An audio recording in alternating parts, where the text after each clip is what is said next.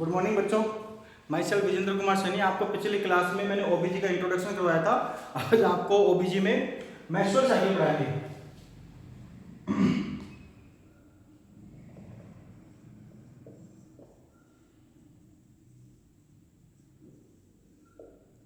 Menstrual cycle Hindi में बोलते हैं रजोधर्म। ह्यूमन बॉडी के फीमेल में इसका होना बहुत कंपलसरी होता है, समझे। मेंस्ट्रुअल साइकिल से अपन क्या टारगेट प्राप्त करेंगे? ओवुलेशन और एक ओवम। ठीक, इसको अपन पढ़ेंगे क्या क्या है मेंस्ट्रुअल साइकिल के अंदर, क्या क्या होती है। हार्मोनल की वजह से भी मेंस्ट्रुअल साइकिल में चेंजेस आते हैं। ठीक है, मेंस्ट्रुअल साइकिल के 2 या 3 फेज होते हैं। 4 वैसे मैनुअली 3 फेज को मानते हैं, इसलिए कि 4 भागों में बांटा गया है। अब देखते हैं मेंस्ट्रुअल साइकिल।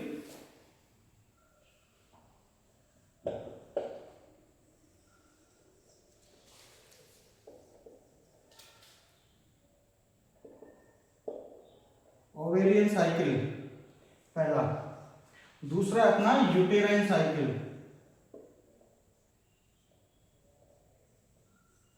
ओवेरियन साइकिल में क्या देखेंगे अपन? ओवेरी में क्या क्या चेंजेस आते हैं। और यूटेराइन साइकिल में क्या देखेंगे अपन? यूट्रस के अंदर क्या क्या चेंजेस आते हैं। इन दोनों को अपन मेंस्ट्रुअल साइकिल के अंदर देखेंगे। ओवेरियन साइकिल से ओवम और यूटेराइन साइकिल से एंडोमेट्रियम।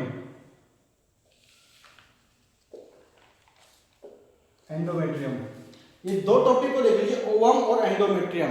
इन दोनों के बारे में पढ़ना है। ओवम रिलीज कैसे होगा, जिसको ओवुलेशन बोलेंगे। एंडोमेट्रियम का शेडिंग होना ही मेंस्ट्रुअल साइकिल होगा। ठीक है, और जो सर्वाइकल म्यूकस है उनका साथ साथ एंडोमेट्रियम का जो शेडिंग होता है वो मेंस्ट्रुअल होता है। अब इसको देखते हैं अपन। अपने को क्या देखना है, मेंस्ट्रुअल साइकिल के अंदर क्या क्या चेंजेस आते हैं। नॉर्मली मेंस्ट्रुअल साइकिल कितने दिन की होती है? 21 डे से 35 डेज। इसको ये मानते हैं कि 21 दिन से अगर कम हुई फिर भी डॉक्टर को अपने कंसल्ट करना है। 35 डे से ज्यादा हुई तो क्योंकि कुछ अबनॉर्मलिटी की वजह से मेंस्ट्रुअल साइकिल में ये उतार चढ़ाव नॉर्मली आता है, लेकिन इससे ज्यादा कम हुआ तो डॉक्टर से कंसल्ट कंपलसरी है। अपन स्टडी कितने दिन के मान के चलेंगे? 28 डेज का। नॉर्मली 28 डेज की अपन मेंस्ट्रुअल साइकिल को मान के चलेंगे। उसके बारे में पढ़ेंगे कि कितना क्या क्या चेंजेस होता है कौन कौन से दिन पे। ऐसे मान लो 14वें दिन अपना ओवुलेशन होगा। टारगेट इसी को अचीव करना है अपने को, समझे। इसी को अचीव करना है तो ये 14वें दिन पे अपना ओवुलेशन हो जाएगा।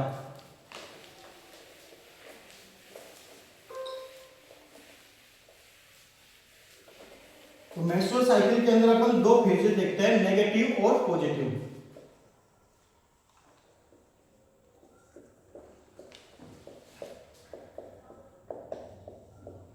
नेगेटिव के अंदर क्या होगा? अपना ब्लीडिंग फेज होगा इसके अंदर।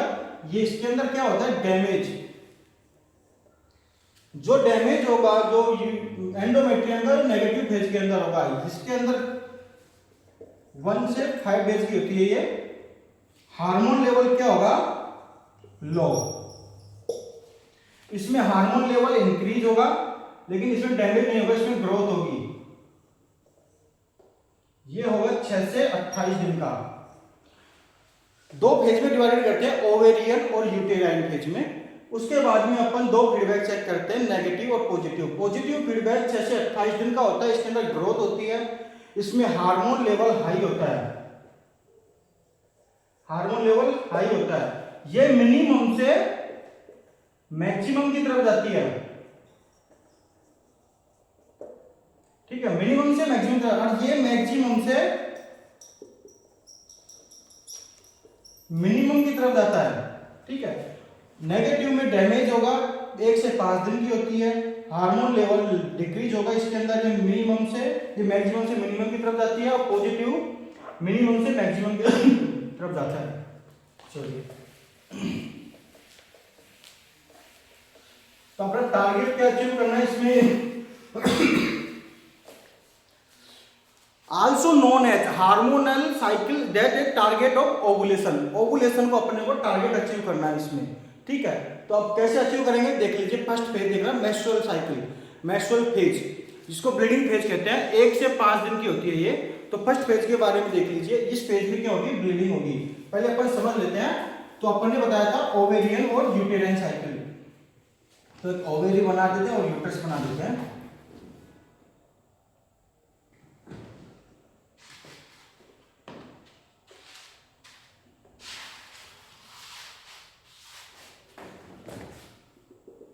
ये अपनी फैलोपियन ट्यूब है, अपनी नहीं फीमेल की होगी।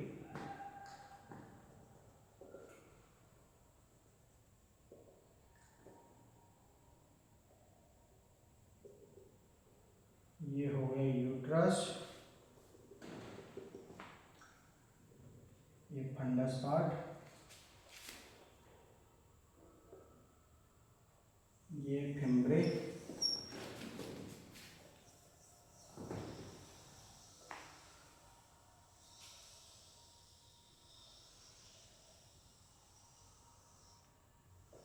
फिम्ब्री एक अपने फिंगर लाइक स्ट्रक्चर होती है,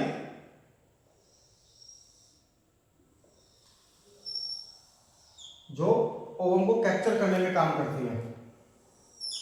ठीक है, ये हुआ यूट्रस, जो किससे जुड़ा हुआ रहता है, ओवेरियन लिगामेंट से। नहीं, ओवेरी, ये है ओवेरी, जो ovarian ligament and broad ligament. ठीक है, इधर को broad ligament and ovarian ligament इसको लिख देते हैं।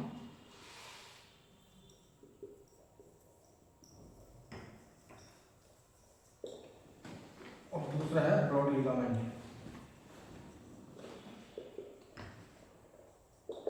ब्रॉड लिगामेंट, ये ओवेरी हुआ। ओवेरी के अंदर क्या क्या चेंजेस हो गया आपको डिस्कस कराएंगे। ये हुआ आपका फिम्ब्री, फैलोपियन ट्यूब,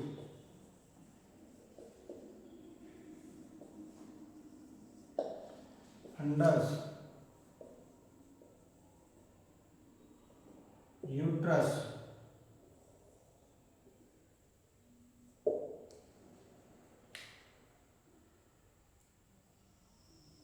एंडोमेट्रियम और myometrium.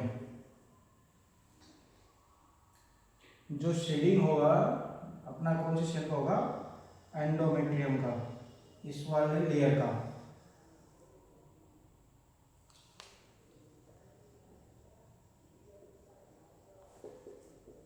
Endometrium,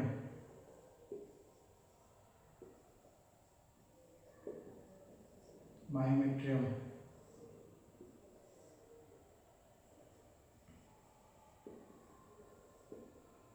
cervical canal, cervix and vagina. ठीक, दोनों साइड, बोथ साइड ओवेरी रहती है। ठीक, ये अपना इसमें शेडिंग होता है किसका, सर्वाइकल म्यूकस और एंडोमेट्रियम का। इसमें अगर प्रेजेंट हो जाएगा अपना ओवम के साथ स्पर्म प्रेजेंट हो जाएगा तो फर्टिलाइजेशन हो जाएगा। ठीक है, अब अपन ओवेरी के बारे में आपको बता देते हैं। वन साइड, इस साइड को अपन कर लेते हैं। अब ओवेरी में क्या क्या चेंजेस होता है।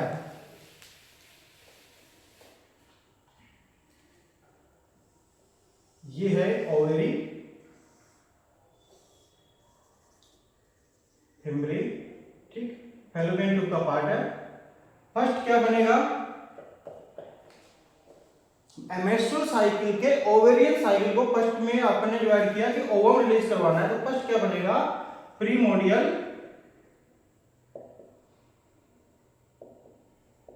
फॉलिकल्स,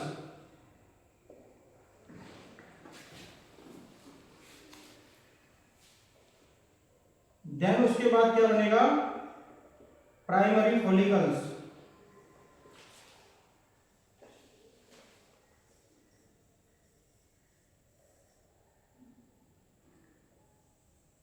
फिर बनेगा सेकेंडरी फॉलिकल,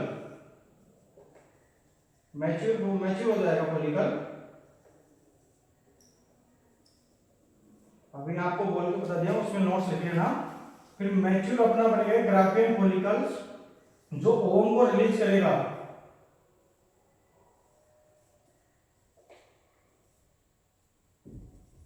ग्राफियन फॉलिकल्स या वेसिकुलर फॉलिकल्स।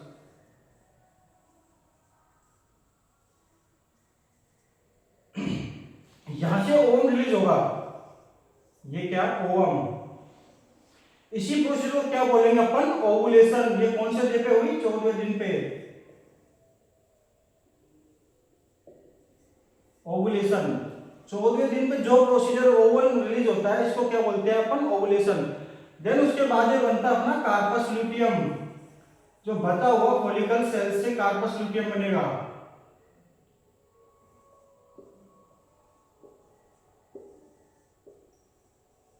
कार्पस लुटियम बनेगा। कार्पस लुटियम फर्स्ट 12 वीक तक, अगर प्रेगनेंसी कंसीव हुई तो फर्स्ट 12 वीक तक प्रोजेस्टेरोन, अपने को प्रोजेस्टेरोन हार्मोन देगा ये corpus luteum. Estrogen low quality है, प्रोजेस्टेरोन हाई रिलीज करेगा, ठीक है। कार्पस लुटियम से अगर प्रेगनेंसी नहीं हुई तो उसी के बाद में कार्पस लुटियम बाद में नेक्स्ट फेज को स्टार्ट कर देगा, जो कि एंडोमेट्रियम एंड सर्वाइकल म्यूकस से शेडिंग होकर एक मेंस्ट्रुअल साइकिल स्टार्ट कर देगी। नेक्स्ट फेज के अंदर ये होता है। अब इसको देख लीजिए आप कंसिडर करके, क्या हुआ, फर्स्ट फेज को हमने बताया menstrual cycle phase, menstrual phase या ब्लीडिंग फेज।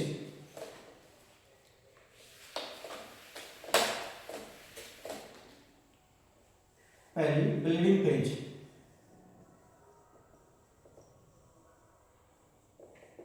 या बोलते हैं इसको मेंस्ट्रुअल फेज। ब्लीडिंग फेज और मेंस्ट्रुअल फेज, इसके अंदर ब्लीडिंग होगी, ये नेगेटिव फेज है, इसमें हार्मोन लेवल डिक्रीज रहेगा, ये फर्स्ट फेज है। सेकंड फेज पढ़ते हैं अपन प्रोलिफरेटिव फेज या फॉलिकुलर फेज, ये सेकंड फेज है, इसके अंदर एस्ट्रोजन लेवल इंक्रीज होगा, सेकंड फेज।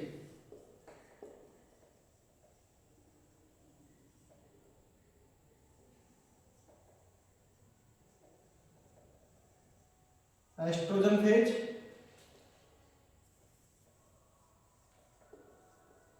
प्रोलिफेरेटिव फेज या फॉलिकुलर फेज।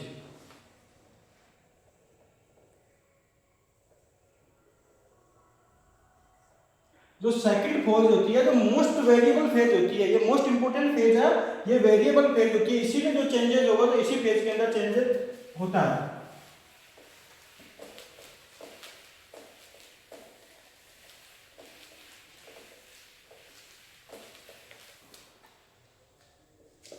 एक से 5 दिन, 6 से 14 दिन और 15 से 28 दिन, इसको 3 भागों में मेनली डिवाइडेड किया गया है। जो सेकंड फेज होती है ये बहुत मोस्ट फेज है, इसके अंदर ही चेंजेस होगा। अगर किसी का पीरियड्स में डे का उतार और चढ़ाव हुआ है, ज्यादा दिन हो रहे हैं और कम दिन हो रहे हैं, तो इसी फेज के अंदर अंतराल होगा और इसी फेज के अंदर अंतराल होगा, ये स्टेबल फेज है, ठीक है।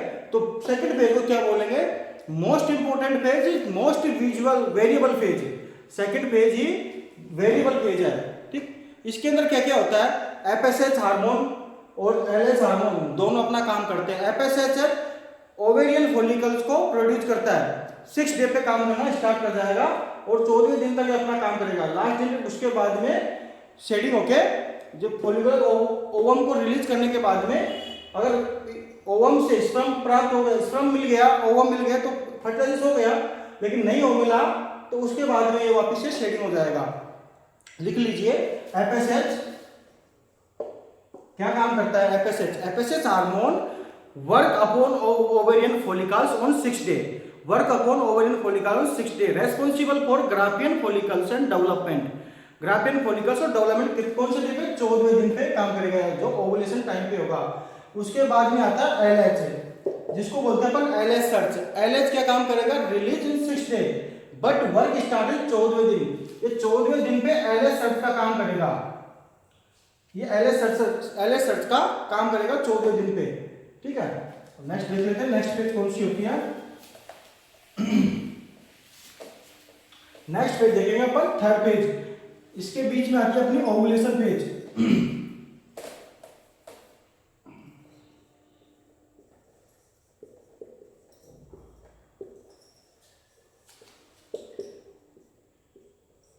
14 से 19 दिन की ओवुलेशन फेज मानते हैं अपन। इस फेज में क्या होगा, आफ्टर ओवुलेशन के बाद में अपना टेम्परेचर इंक्रीज होगा 0.5 से 1 डिग्री फ़ारेनहाइट, 0.5 से 1 डिग्री फ़ारेनहाइट आफ्टर ओवुलेशन।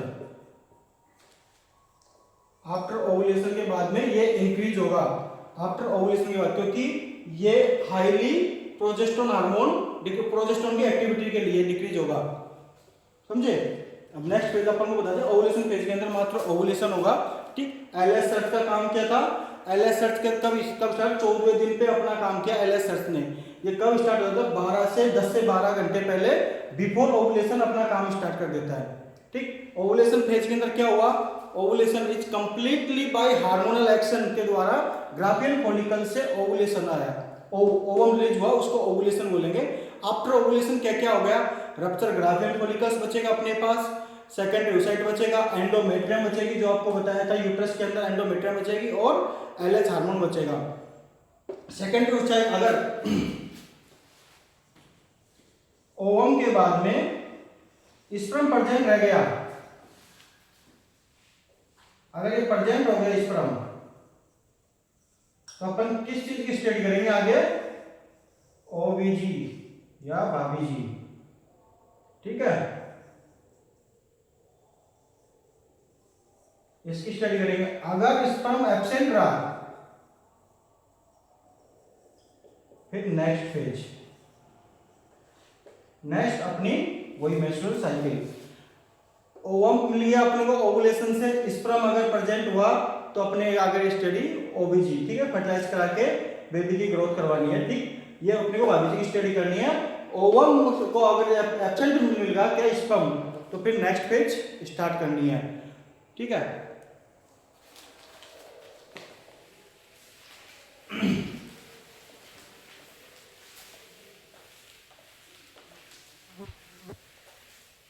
अब अपन कौन सी फेज पढ़ेंगे, चौथी फेज, जो कौन सी फेज होती है वो ल्यूटियल फेज।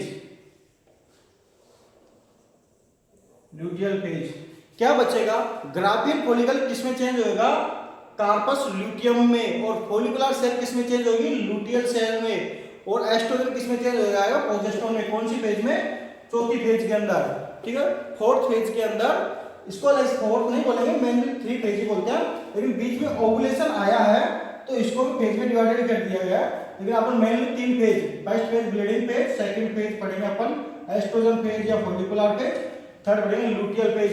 लुटियल फेज में क्या बोलेंगे, प्रोजेस्टेरोन,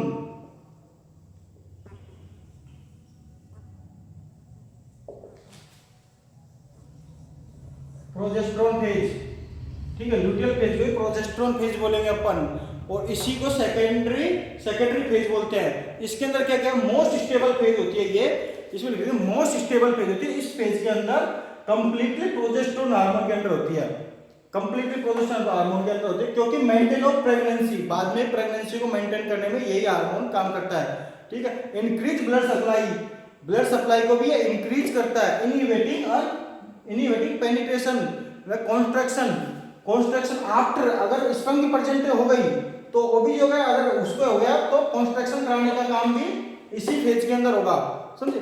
इसी रिजल्ट इंक्लूड और endometrium maximum growth on 28 and first days, इसी फेज में होगा 28वें एंड फर्स्ट डेज, एंडोमेट्रियम की हाईएस्ट ग्रोथ होगी, समझे। इसी फेज के अंदर एंडोमेट्रियम की हाईएस्ट ग्रोथ होगी, इस फेज के अंदर क्या होता है, एंडोमेट्रियम की हाईएस्ट ग्रोथ होगी। तो लिख लीजिए third phase, fourth phase, luteal phase and progesterone phase. क्या क्या होता है, मोस्ट स्टेबल फेज होती है, इसे कंप्लीटली प्रोजेस्टेरोन हार्मोन के अंदर होती है, क्योंकि मेंटेन ऑफ प्रेगनेंसी काम करती है, ठीक है। इंक्रीज ब्लड सप्लाई होगी इसके अंदर, इंक्रीज ब्लड सप्लाई,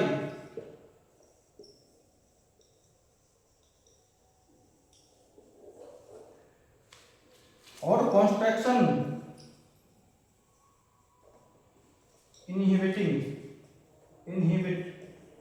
कॉन्स्ट्रक्शन करने में मदद करेगा, ठीक है। अब अपने को 3 फेज पढ़ना है, ब्लीडिंग फेज और मेंस्ट्रुअल फेज। इस फेज में क्या क्या होता है, ब्लीडिंग फेज के अंदर फर्स्ट ये नेगेटिव फेज है, इसमें ब्लीडिंग होगी इस फेज के अंदर, इसमें हार्मोन लेवल लो होगा। Second phase estrogen phase, proliferative phase and follicular phase. इस फेज के अंदर ये मोस्ट वेरिएबल फेज है, बहुत इंपॉर्टेंट फेज है, इसी के अंदर जो चेंजेस होगा ये 6 से 14वें दिन के अंदर की फेज है। इस फेज में एस्ट्रोजन लेवल इंक्रीज होगा, क्या एस्ट्रोजन लेवल इंक्रीज होगा, इसी फेज में एस्ट्रोजन लेवल इंक्रीज होता है, ठीक है। इसी में सेकेंडरी ओसाइट और वो फॉलिकुलर डेवलप फॉलिकुलर इसी में होगा, बाद में ओवम रिलीज करके 14 दिन पे ओवुलेशन होगा। ओवुलेशन आफ्टर ओवुलेशन कितना टेम्परेचर रहेगा अपना 0.5 डिग्री से 1 डिग्री फ़ारेनहाइट, ठीक। ये अपना इंक्रीज हो जाएगा आफ्टर ओवुलेशन पे टाइम पे, आफ्टर ओवुलेशन के टाइम पे ये टेम्परेचर इंक्रीज रहेगा। और आफ्टर ओवुलेशन टाइम कितना है 14 से 19 दिन। उसके बाद में 4 स्टेज आते हैं, ल्यूटियल फेज, प्रोजेस्टेरोन फेज और सेक्रेटरी फेज। इस फेज के अंदर क्या होगा, ल्यूटियल फेज के अंदर कार्पस लुटियम का अंदर, इसके अंदर कार्पस लुटियम बनता है। ल्यूटियल फेज में कार्पस लुटियम बनेगा। कार्पस लुटियम का क्या काम होगा वो भी बताता हूँ, लेकिन ये 28वें दिन और 1वें दिन पे हाईली एंडोमेट्रियम की ग्रोथ कराएगा ल्यूटियल फेज के अंदर। ये बहुत ही इंपॉर्टेंट फेज है, इसमें प्रोजेस्टेरोन लेवल हाई होता है और एस्ट्रोजन लेवल लो होता है। ये मेंटेन ऑफ प्रेगनेंसी के अंदर प्रोजेस्टेरोन लेवल को इंक्रीज करता है, ठीक है। अब अपन पढ़ते हैं कार्पस लुटियम के बारे में।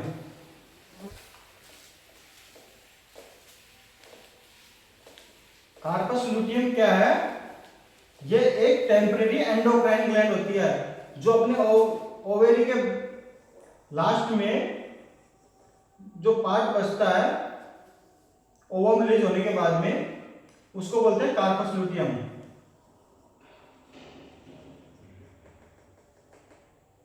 एक एंडोक्राइन टेम्परेरी एंडोक्राइन ग्लैंड होती है। फर्स्ट 12वें वीक तक ये हाईली प्रोजेस्टेरोन सीक्रेशन करती है। अगर प्रेगनेंसी कंसीव हुई तो कंसीव फर्टिलाइजेशन होने पर इफ एग फर्टिलाइज उसके बाद में फर्स्ट 12वें वीक तक प्रोजेस्टेरोन लेवल देगा, देन उसके बाद में प्लेसेंटा को हैंड ओवर कर देगा, ठीक है।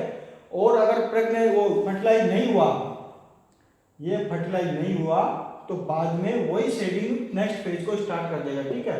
ये इसका काम है कार्पस लुटियम का।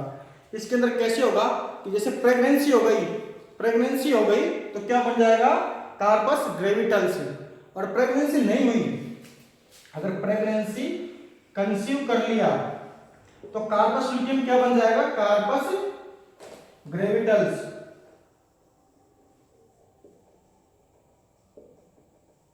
और अगर प्रेगनेंसी नहीं हुई तो कार्पस लुटियम क्या बन जाएगा कार्पस एल्बिकेंस के द्वारा व्हाइट एल्बिकेंस के थ्रू वापस से शेडिंग हो जाएगा, ठीक है। इसमें अपन ने क्या क्या पढ़ा, main hormone of cycle oestrogen.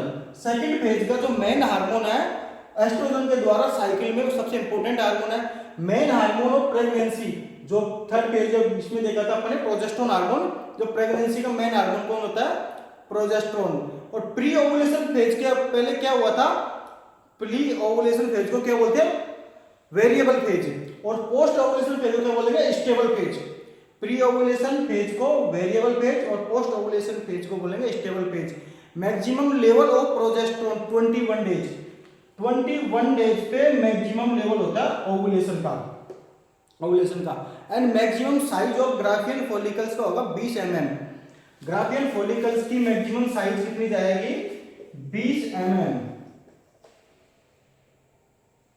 ठीक। ये ग्राफियन फॉलिकल्स की मैक्सिमम साइज है। और एंडोमेट्रियम की जो शेडिंग होगी वो एंडोमेट्रियम की साइज जाएगी 10 से 20 mm। जो हाईली ग्रोथ करेगी ना लास्ट 28 और फर्स्ट डे के दिन तो 10 से 20 mm तक हाईली ग्रोथ करेगी। ये आपको बता दिया। एक टेस्ट बताते हैं फर्न टेस्ट। इसके अंदर चेक करते हैं अपन ओवुलेशन के बारे में। अगर फर्न टेस्ट करना है ओवुलेशन के बारे में तो सर्वाइकल म्यूकस के द्वारा चेक करते जाते हैं। अगर वो थिक हुआ तो नेगेटिव की ओवुलेशन नहीं हुआ, और अगर वो पतला है तो ओवुलेशन हुआ है, ठीक। उसको फर्न टेस्ट बोलते हैं। नेक्स्ट क्लास आपकी अगले क्लास में जाएगी। अभी के लिए ओवुलेशन कंप्लीट हुआ, अब अपन पढ़ेंगे आगे फर्टिलाइजेशन करा देगा। फर्टिलाइज हो गया, इस पर मिल जाएगा। अब फर्टिलाइजेशन पढ़ेंगे आगे। अब अभी स्टार्ट करनी है अपने को आगे से। Thank you.